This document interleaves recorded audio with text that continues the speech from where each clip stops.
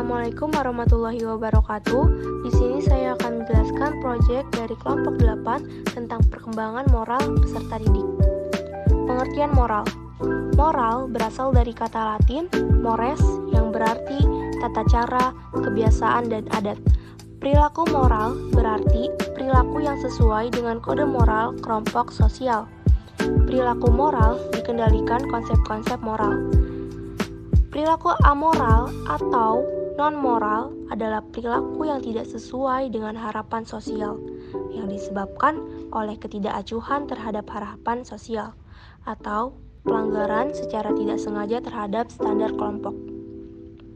Perilaku tak bermoral yaitu perilaku yang tidak sesuai dengan harapan sosial karena tidak setuju dengan standar sosial atau kurang memiliki rasa wajib menyesuaikan diri dengan harapan sosial. Permasalahan yang timbul pada peserta didik.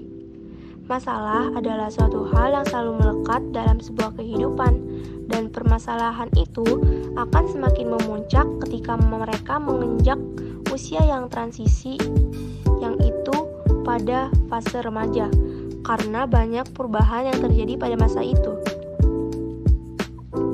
Ada 3 faktor yang mempengaruhi kehidupan seseorang, ialah faktor bawaan, heredity, kematangan, maturation, dan lingkungan, training and learning. Ketiga hal yang mempengaruhi karakter peserta didik yang hasilnya senantiasa bervariasi, yaitu ada yang menguntungkan atau menghambat perkembangan karakter tersebut. Oleh karena itu, garis lintang perpindahan awal sampai akhir peserta didik tidaklah selalu berjalan lurus dan mulus, tetapi mungkin sebaliknya, berliku-liku, yang bergantung pada variasi salah satu atau beberapa dari faktor dominan tersebut. Liku-liku perkembangan yang ekstrim merupakan masalah yang tidak mudah teratasi, baik oleh individu yang bersangkutan atau oleh masyarakat secara keseluruhan. Permasalahan yang timbul pada peserta didik.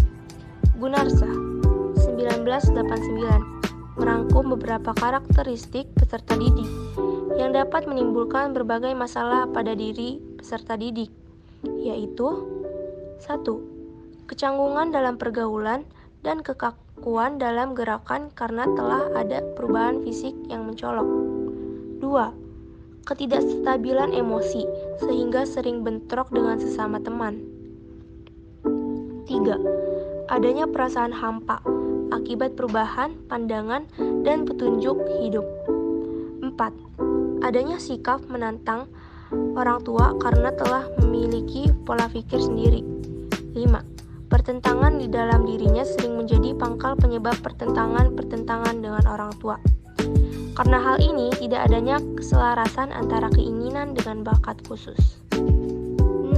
Kegelisahan karena banyak hal diinginkan tetapi tidak sanggup memenuhi semuanya. 7. Senang bereksperimentasi dan mencoba banyak hal. 8. Senang bereksplorasi. 9. Mempunyai banyak fantasi, khayalan, dan bualan. 10. Kecenderungan membentuk kelompok dan kecenderungan kegiatan berkelompok. Setiap hidup dalam gang yang tidak terbimbing sehingga mudah menimbulkan kenakalan-kenakalan. 11. Melakukan perbuatan-perbuatan yang tidak sesuai dengan norma masyarakat dan agama. 12.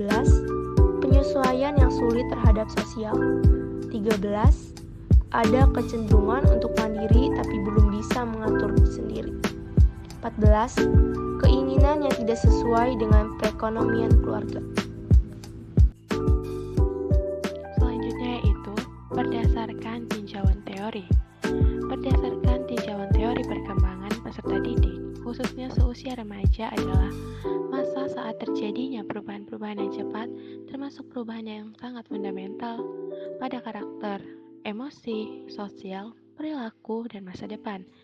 Sebagian peserta didik mampu mengatasi transisi ini dengan baik, namun beberapa peserta didik bisa jadi mengalami penurunan pada kondisi psikis, fisiologis, dan sosial. Beberapa permasalahan yang muncul biasanya banyak berhubungan dengan karakteristik yang ada pada peserta didik. Faktor-faktor yang ikut berperan terhadap timbulnya permasalahan peserta didik saja sih? Yaitu faktor pribadi atau faktor intern. 1. Sifat yang menurun dari orang tua. 2. Cacat tubuh. 3. Ketidakmampuan menyesuaikan diri. 4.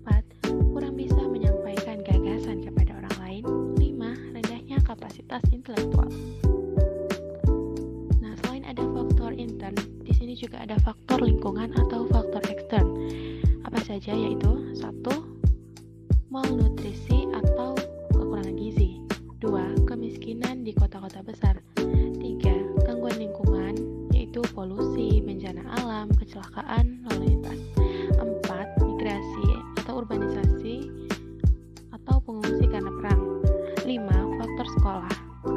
Contohnya kesalahan pendidikan, faktor kurikulum. 6. Keluarga yang tercerai-berai, perceraian atau perpisahan yang terlalu lama. 7. Gangguan dalam pengasuhan oleh keluarga, misalnya kematian orang tua sakit, atau orang tua tidak harmonis. 8. Kesibukan orang tua yang sangat padat, sehingga kurang memperhatikan perkembangan anak-anaknya. Solusi dari permasalahan peserta didik tersebut apa sih? 1. Hendaknya seorang guru mengadakan program dan perlakuan layanan khusus bagi siswa remaja, pria dan siswa remaja wanita.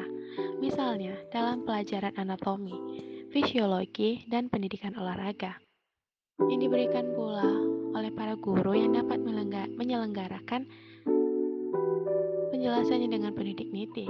Tujuan dari usaha tersebut adalah untuk memahami dan mengurangi masalah-masalah yang mungkin timbul bertalian dengan perkembangan fisik dan psikomotorik remaja.